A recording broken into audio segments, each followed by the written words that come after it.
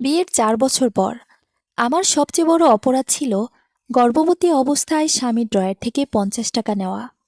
পেটের ভেতর আমার সন্তানের নড়াচড়া টের পাচ্ছিলাম, অথচ সেদিন আমার সবচেয়ে বড় অপরাধ ছিল স্বামীর ড্রয়ার থেকে মাত্র ৫০ টাকা নেওয়া। আমি কখনো ভাবিনি একটা ছোট্ট নোট এত বড় অপমানের কারণ হতে পারে। সেদিন দুপুরে আমার খুব ইচ্ছে করছিল টক কিছু খেতে। গর্ভবতী মেয়েদের নাকি মাঝে মাঝে এমন ইচ্ছে হয়, এটা তো স্বাভাবিক। বাসার পাশেই একটা দোকান আছে, ওখানে খুব মজার আমড়া আর ঝাল আচার পাওয়া যায়। কিন্তু আমার হাতে তখন ১ টাকাও ছিল না। স্বামী রাশেদ প্রায়ই টেবিলের ড্রয়ারে কিছু খুচরো টাকা রেখে দিত।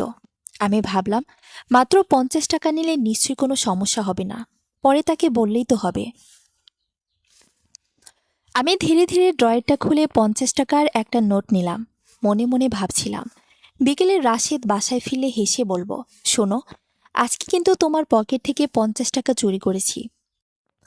এটুকু মজা করার ইচ্ছে ছিল, কিন্তু আমি বুঝিনি এই ছোট্ট ঘটনায় আমার জীবনের সবচেয়ে বড় অপমানের দিন হয়ে থাকবে।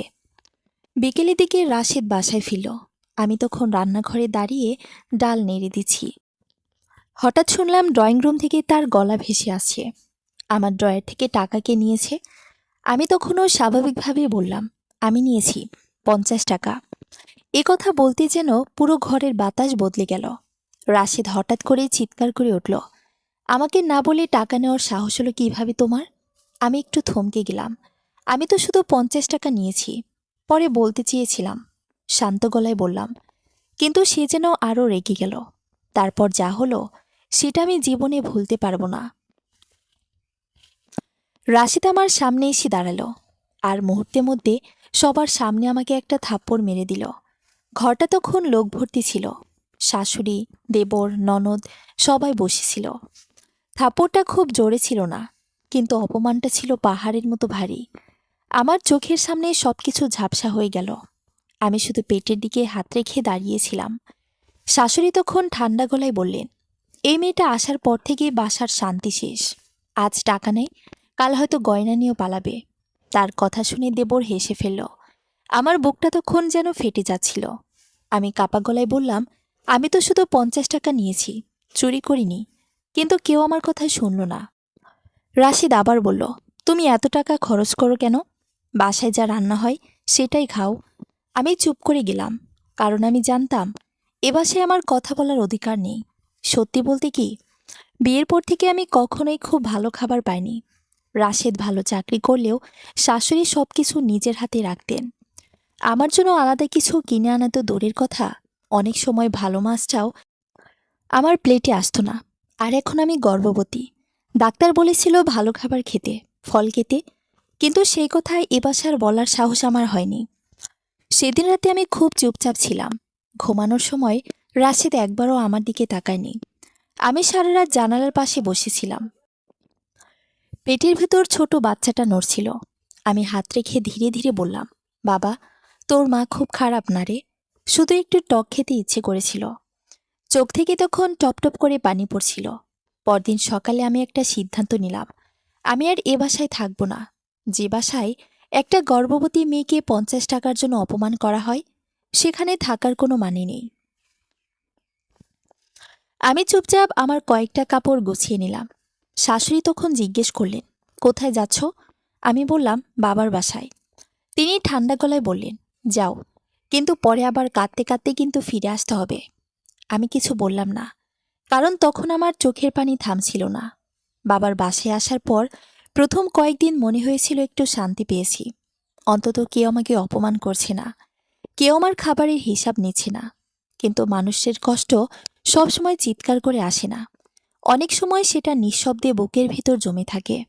আমার কষ্টটাও ঠিক তেমনই ছিল। প্রতিদিন সকালে ঘুম থেকে উঠেই প্রথম কাজ ছিল ফোনটা হাতে নেওয়া।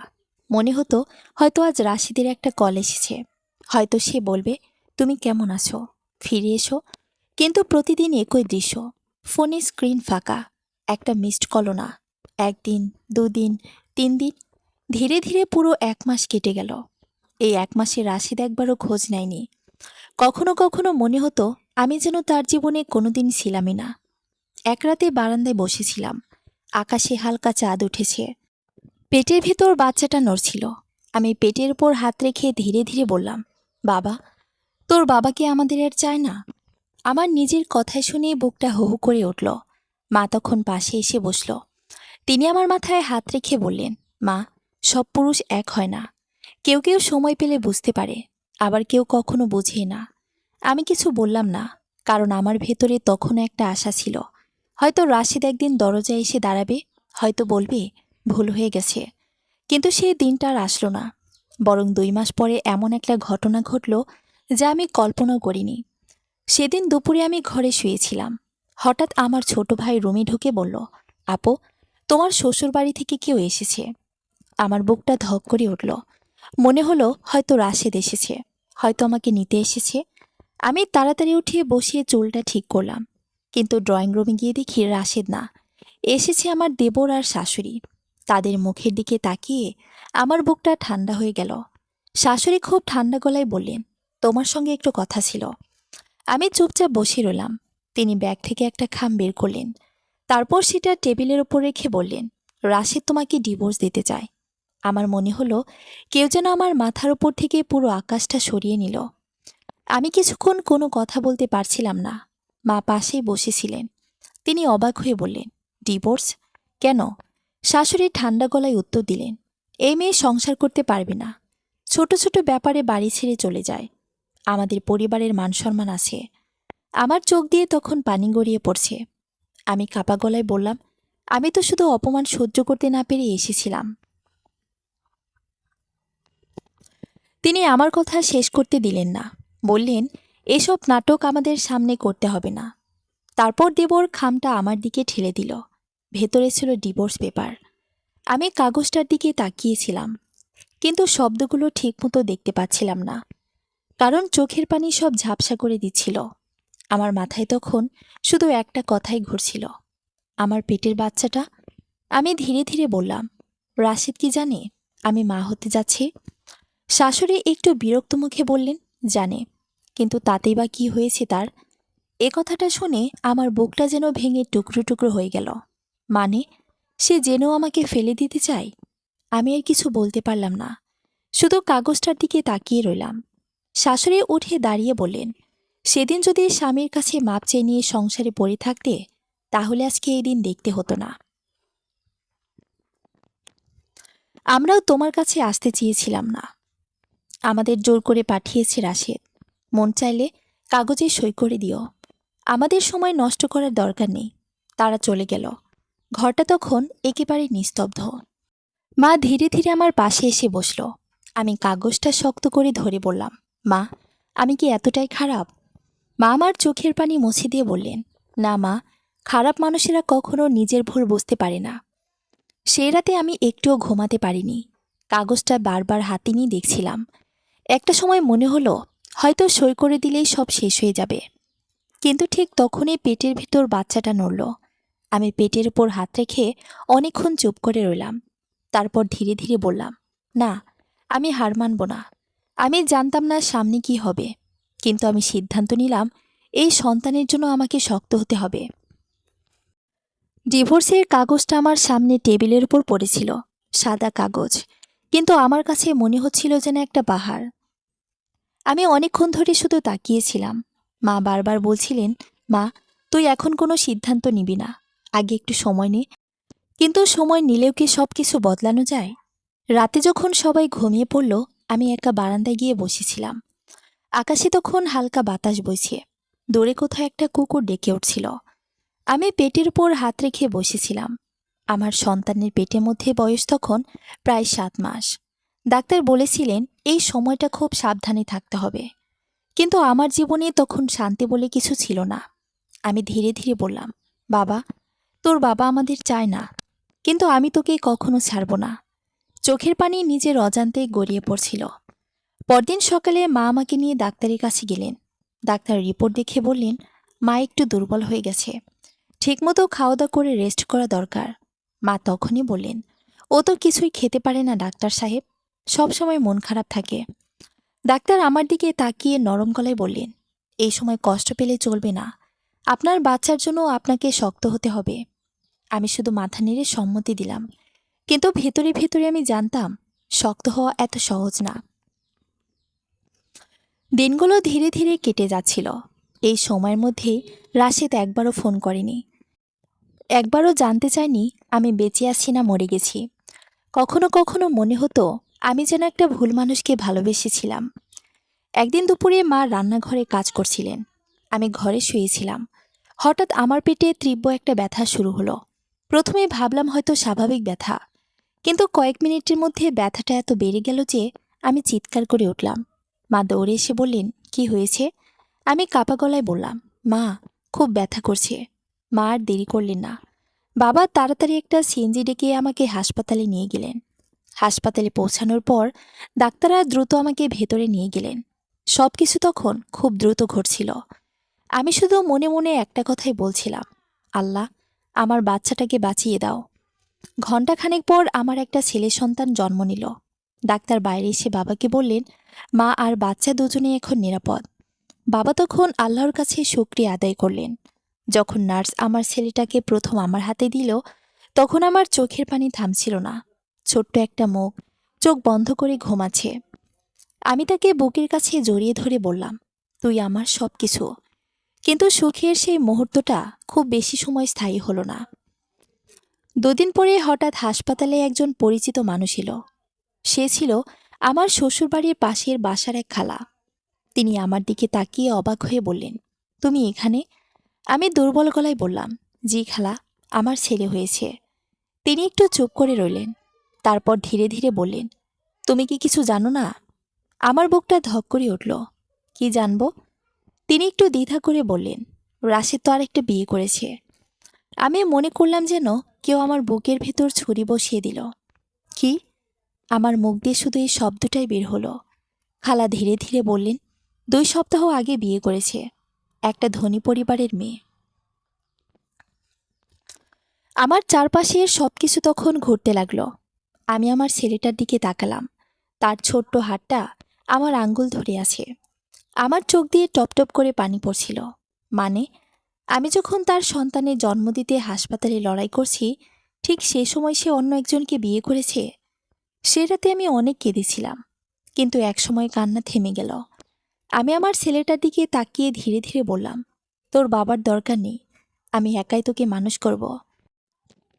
আমি তখনও জানতাম না এই ছোট্ট ছেলেটাই একদিন এমন একটা সত্য প্রমাণ করবে, যার জন্য রাশেদকে সবার সামনে মাথা নিচু করতে হবে। আর সেই দিন সে আমার সামনে দাঁড়িয়ে বলবে, আমাকে একবার ক্ষমা করে দাও। কিন্তু তখন হয়তো আমার উত্তর হবে, যে মানুষ 50 টাকার জন্য আমাকে অপমান করেছিল, তাকে আর কখনো আমার জীবনে দরকার নেই। আমার ছেলেকে কোলে নিয়ে হাসপাতালের জানালার পাশে বসেছিলাম। সকালবেলার হালকা রোদ বিছানার উপর এসে পড়েছে। আমার ছেলে তখন গভীর ঘুমে, ছোট্ট বুকটা ধীরে ধীরে ওঠানামা করছে। আমি তার মুখের দিকে তাকিয়ে ভাবছিলাম, এই ছোট্ট মানুষটার জন্যই হয়তো আমাকে এখনো বেঁচে থাকতে হবে।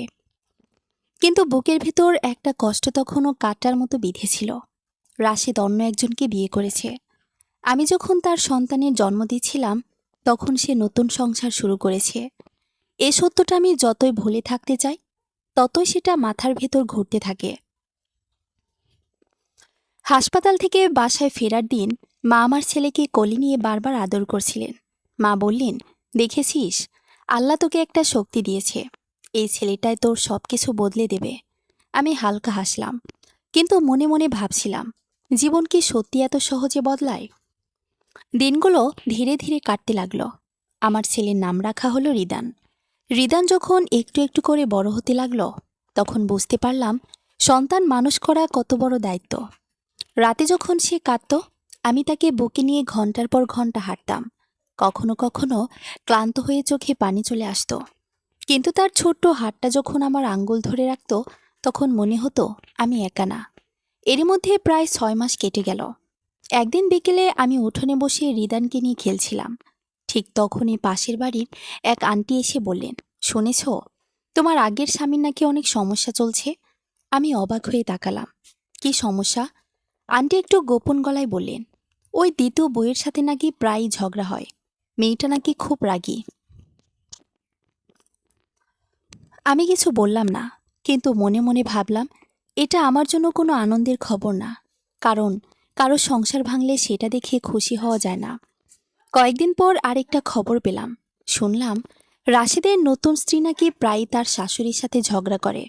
যে শাশুড়ি একসময় আমাকে বলেছিল এই মেয়েটা আমাদের বাসার শান্তি নষ্ট করে দিয়েছে, এখন নাকি সেই বাসায় প্রতিদিন ঝামেলা। আমি এসব কথা শুনে শুধু চুপ করে থাকতাম, কারণ সেই জীবনের সাথে আমি আর নিজেকে জড়াতে চাইনি। আমার পৃথিবী তখন ছোট হয়ে গেছে, আমি আর আমার ছেলে।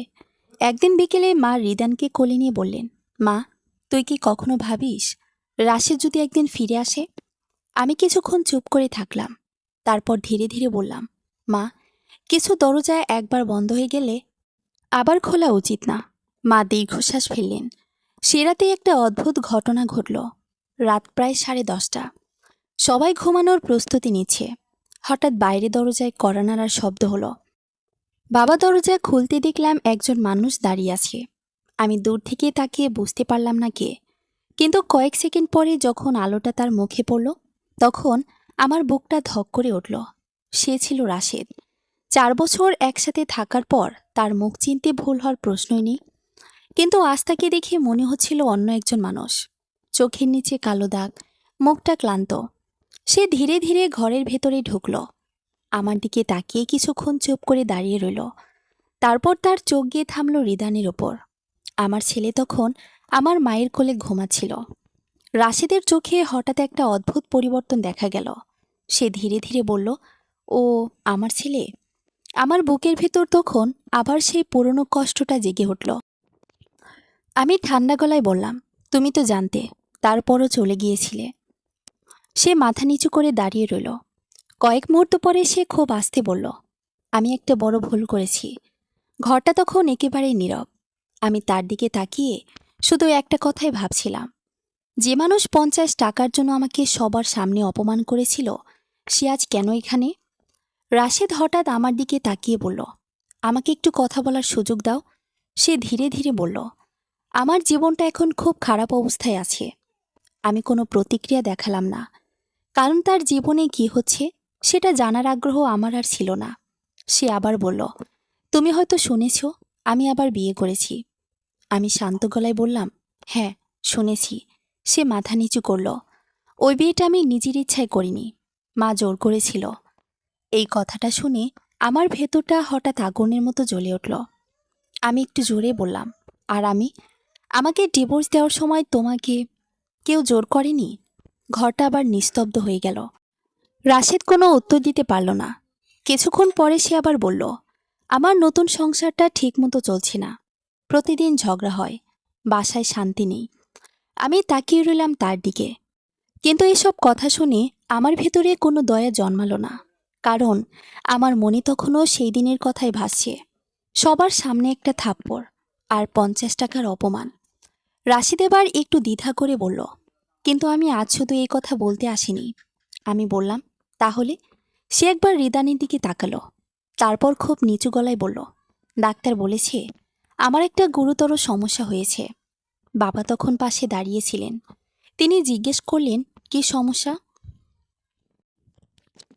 রাশিদ কিছুক্ষণ চুপ করে থাকল, তারপর বলল, আমার লিভারের অবস্থা খুব খারাপ।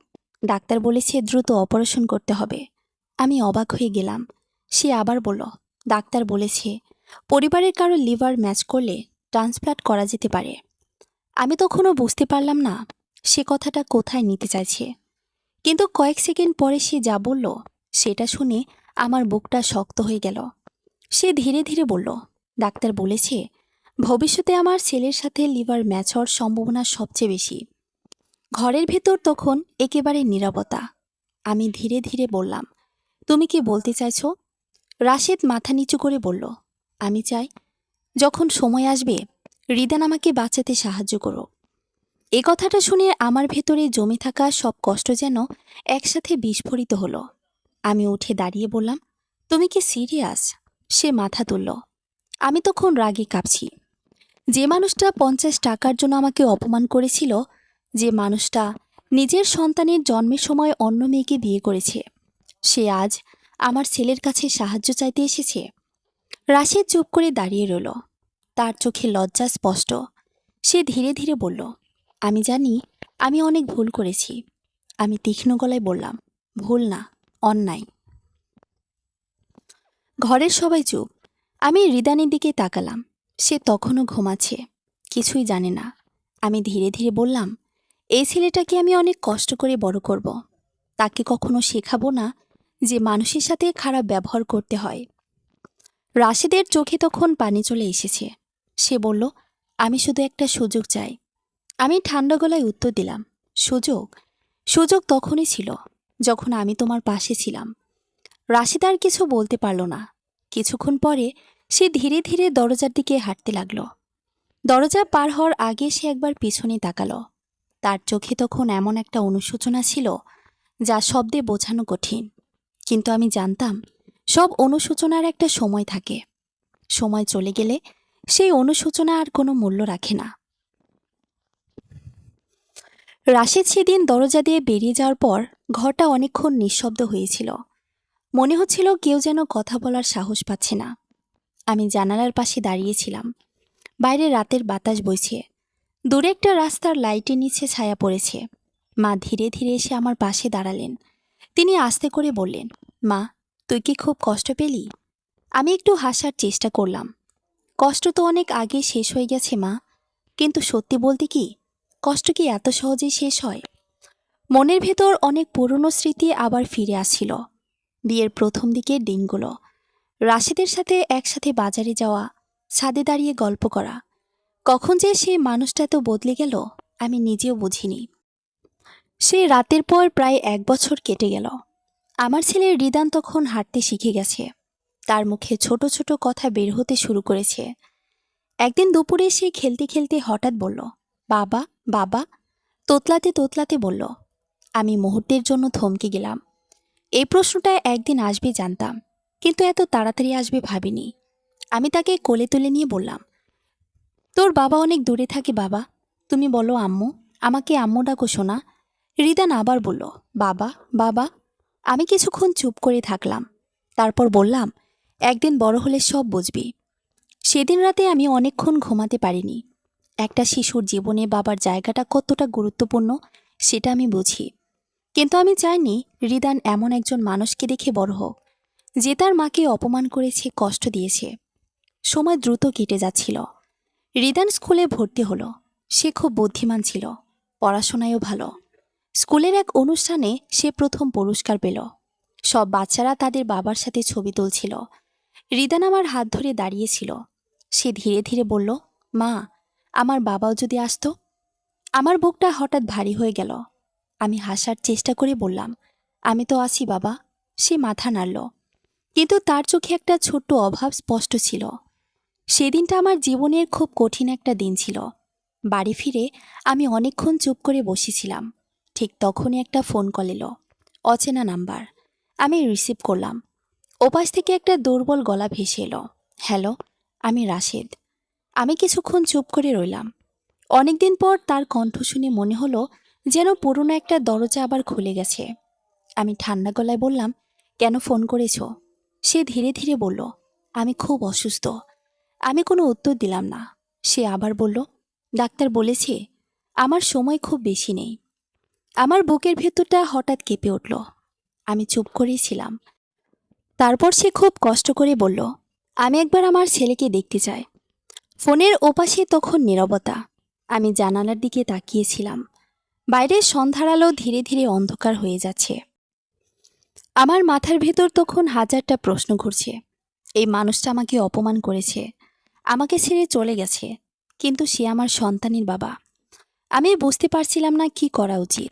রাশিদের ফোন কেটে যাওয়ার পর অনেকক্ষণ আমি একই জায়গায় বসেছিলাম, হাতে ফোনটা ধরা, কিন্তু মাথার ভেতর যেন ঝড় বইছে। রিদান তখন আমার পাশে দাঁড়িয়ে। সে আবার জিজ্ঞেস করল, মা, কে ফোন করেছিল? আমি তার মাথায় হাত রেখে বললাম, একজন পুরনো পরিচিত।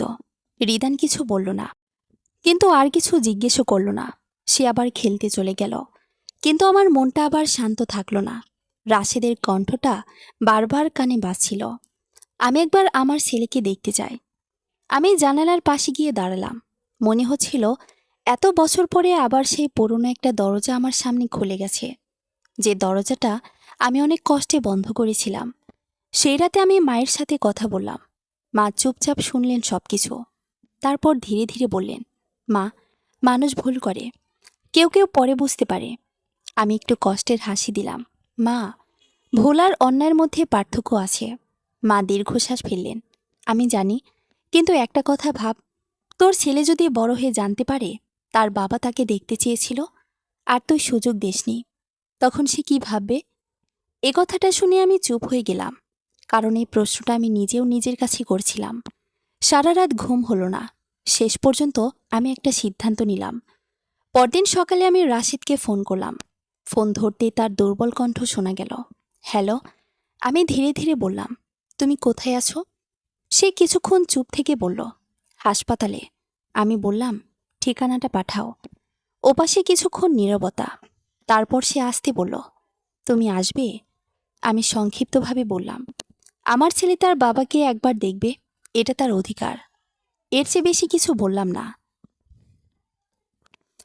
দুপুরের দিকে আমি রিদানকে নিয়ে হাসপাতালে গেলাম। হাসপাতালের করিডোর দিয়ে হাঁটতে হাঁটতে আমার বুকের ভেতরটা কেমন যেন লাগছিল। মনে হচ্ছিল আমি আবার সেই পুরনো জীবনের দিকে হাঁটছি। নার্স আমাদের একটা রুম দেখিয়ে দিল। আমি দরজার সামনে কয়েক সেকেন্ড দাঁড়িয়ে রইলাম। তারপর ধীরে ধীরে দরজা খুললাম। রুমের ভেতর রাশেদ বিছানায় শুয়েছিল। তাকে দেখে আমি প্রায় চিনতেই পারলাম না। যে মানুষটা একসময় সবসময় শক্ত আর আত্মবিশ্বাসী ছিল, সে আজ খুব দুর্বল। মুখ শুকিয়ে গেছে, চোখের নিচে গভীর কালো দাগ। আমাদের ঢুকতে দেখে সে ধীরে ধীরে মাথা তুলল। তার চোখ প্রথমে আমার দিকে গেল, তারপর রিদানের দিকে। পরের মুহূর্তে তার চোখ ভিজে উঠল। সে খুব আস্তে বলল, এ আমার ছেলে? রিদান আমার হাত শক্ত করে ধরেছিল। সে একটু ভয় পেয়েছে। আমি নিচু হয়ে বললাম, বাবা, উনি তোমার বাবা। রিদান অবাক হয়ে তাকালো। সে ধীরে ধীরে এগিয়ে গেল। রাশেদ কাপা হাতে তার দিকে হাত বাড়ালো, কিন্তু মাঝপথে থেমে গেল। হয়তো সে ভয় পাচ্ছিল এই শিশুটি তাকে গ্রহণ করবে কিনা। রিদান কয়েক সেকেন্ড তার দিকে তাকিয়ে থাকল। তারপর খুব ধীরে গিয়ে বিছানার পাশে দাঁড়ালো। রাশেদের চোখ দিয়ে তখন পানি গড়িয়ে পড়ছে। সে কাপা গলায় বলল, বাবা, আমি তোমার খুব খারাপ বাবা ছিলাম। রিদান কিছু বুঝল না। সে শুধু আমার দিকে তাকালো। আমি চুপ করে দাঁড়িয়েছিলাম। ঘরের ভেতর একটা অদ্ভুত নীরবতা। কিছুক্ষণ পরে রাশেদ আমার দিকে তাকিয়ে বলল, তুমি আমাকে এখানে এনে বড় একটা উপকার করেছ। আমি ঠান্ডা গলায় বললাম, আমি তোমার জন্য আসিনি, আমি ছেলের জন্য এসেছি। সে মাথা নিচু করল। তারপর খুব আস্তে বলল, আমি জানি আমি তোমাদের সাথেও অনেক অন্যায় করেছি। তার চোখে তখন সত্যি অনুশোচনা দেখা যাচ্ছিল। কিন্তু আমি জানতাম কিছু ভুলের জন্য অনুশোচনা যথেষ্ট না। কিছু ক্ষত থাকে যা কখনো পুরোপুরি সারে না। ঠিক তখনই দরজায় নখ হলো। একজন ডাক্তার ভেতরে ঢুকলেন। ডাক্তার রুমে ঢুকেই কিছুক্ষণ আমাদের দিকে তাকিয়ে রইলেন। তার চোখে এক ধরনের গম্ভীরতা ছিল। তিনি রাশিদের রিপোর্টটা হাতে নিয়ে বললেন, আমরা অনেক দিন ধরে চিকিৎসা করছি, কিন্তু এখন সময় খুব কম। ঘরের ভেতর নিস্তব্ধতা নেমে এলো। আমি বুঝতে পারছিলাম কথাটা সহজ কিছু না। ডাক্তার আবার বললেন, লিভার প্রায় পুরোপুরি নষ্ট হয়ে গেছে। ট্রান্সপ্লেট ছাড়া আর কোনো উপায় নেই। রাশেদ মাথা নিচু করে শুনছিল। তার চোখে তখন একটা অদ্ভুত শান্তি, যেন সে আগে সব জেনে গেছে। ডাক্তার এবার আমার দিকে তাকিয়ে বললেন, পরিবারের কারো লিভার ম্যাচ করলে অপারেশন করা সম্ভব। আমি চুপ করে রইলাম, কারণ এ কথাটা আমি আগেও শুনেছি। রাশেদ ধীরে ধীরে বলল, ডাক্তার সাহেব, এখন এসব কথা বলার দরকার নেই। ডাক্তার একটু অবাক হলেন। কেন? রাশেদ খুব শান্ত গলায় বলল, আমি জানি আমার সময় শেষ। তার কথা শুনে আমার বুকটা কেঁপে উঠল। যে মানুষটার উপর এক সময় আমি খুব রাগ করতাম, তাকে এমন অসহায় অবস্থা দেখিয়ে মনটা অদ্ভুত হয়ে যাচ্ছিল। রিদান তখন বিছানার পাশে দাঁড়িয়েছিল। সে কিছুই বুঝতে পারছে না। সে হঠাৎ জিজ্ঞেস করল, বাবা, তুমি অসুস্থ? রাশেদ তার দিকে তাকালো। তার চোখে পানি চলে এলো। সে খুব ধীরে বলল, হ্যাঁ বাবা, একটু অসুস্থ। রিদান ছোট্ট করে বলল, তুমি ভালো হয়ে যাবে। এ কথাটা শুনে রাশেদ আর নিজেকে ধরে রাখতে পারল না। তার চোখ দিয়ে টপটপ করে পানি পড়তে লাগলো। সে হাত বাড়িয়ে রিদানের ছোট্ট হাতটা ধরল। বাবা, তুমি বড় হয়ে খুব ভালো মানুষ হবে, ঠিক আছে? রিদান মাথা নাড়ল। সে আবার বলল, তুমি আমার সাথে খেলবে? এই সরল প্রশ্নটা শুনে ঘরের ভেতর সবাই চুপ হয়ে গেল, কারণ আমরা জানতাম হয়তো সেই সুযোগ আর আসবে না। কিছুক্ষণ পরে ডাক্তার চলে গেলেন। ঘরে শুধু আমরা তিনজন, আমি, রাশেদ আর আমাদের ছেলে। রাশেদ ধীরে ধীরে আমার দিকে তাকালো। তার চোখে তখন গভীর অনুশোচনা। সে বলল, আমি যদি এই সময়টা আবার ফিরে পেতাম। আমি চুপ করে শুনছিলাম। সে আবার বলল, সেদিন যদি তোমাকে অপমান না করতাম, যদি একটু ভালো মানুষ হতে পারতাম। তার গলা ধরে এলো, তাহলে হয়তো আজ আমার জীবনটা অন্যরকম হতো। আমি অনেকক্ষণ চুপ করে রইলাম। তারপর ধীরে ধীরে বললাম, মানুষ ভুল করে, কিন্তু কিছু ভুল এমন হয় যার ফল সারা জীবন ভোগ করতে হয়। রাশেদ মাথা নিচু করল। কিছুক্ষণ পরে সে খুব আস্তে বলল, তুমি কি আমাকে ক্ষমা করতে পারবে? এই প্রশ্নটা শুনে আমার বুকের ভেতরটা আবার ভারী হয়ে গেল। আমি অনেক বছর ধরে এই মানুষটার ওপর রাগ করে রেখেছিলাম, কিন্তু আজ তাকে দেখে মনে হচ্ছিল সে সত্যি তার ভুল বুঝেছে। আমি জানালার দিকে তাকিয়ে কিছুক্ষণ চুপ করে থাকলাম। তারপর ধীরে ধীরে বললাম, আমি তোমাকে ক্ষমা করেছি, অনেক আগে। রাশেদ আমার দিকে তাকালো। তার চোখে তখন যেন একটু শান্তি ফিরে এলো। সে রিদানের মাথায় হাত রেখে বলল, আমার ছেলেটাকে ভালো মানুষ করে বড় করো। আমি মাথা নেড়ে বললাম, আমি চেষ্টা করব। সেদিন আমরা বেশিক্ষণ হাসপাতালে থাকিনি। বের হওয়ার সময় রাশেদ একবার দরজার দিকে তাকিয়ে রইল। তার চোখে তখন অনেক কথা ছিল, কিন্তু সে আর কিছু বলল না। 2 সপ্তাহ পরে খবর এলো রাশেদ আর নেই। আমি অনেকক্ষণ চুপ করে বসেছিলাম। মনে হচ্ছিল জীবনের একটা অধ্যায় চুপচাপ শেষ হয়ে গেল। সেদিন রাতে রিদান আমাকে জিজ্ঞেস করলো, মা, বাবা কোথায়? আমি তাকে বুকে জড়িয়ে ধরে বললাম, তোমার বাবা এখন অনেক দূরে, কিন্তু তিনি সবসময় তোমাকে দেখবেন। রিদান আমার বুকের সাথে মাথা রেখে ঘুমিয়ে পড়ল। আমি তার চুলে হাত বোলাতে বোলাতে মনে মনে ভাবছিলাম, জীবন কখনো কখনো খুব কঠিন শিক্ষা দেয়, কিন্তু সেই শিক্ষার মধ্যে একটা সত্য লুকিয়ে থাকে। মানুষকে কখনো ছোট কারণে অপমান করা উচিত না, কারণ একটা ছোট ভুল অনেক বড় সম্পর্ককে ভেঙে দিতে পারে। আর সেই দিন থেকে আমি শুধু একটা কথাই মনে রাখলাম, 50 টাকার অপমান আমাকে ভেঙে দেয়নি, বরং আমাকে আরো শক্ত করে দিয়েছে। সমাপ্ত। গল্পটি কেমন লাগলো?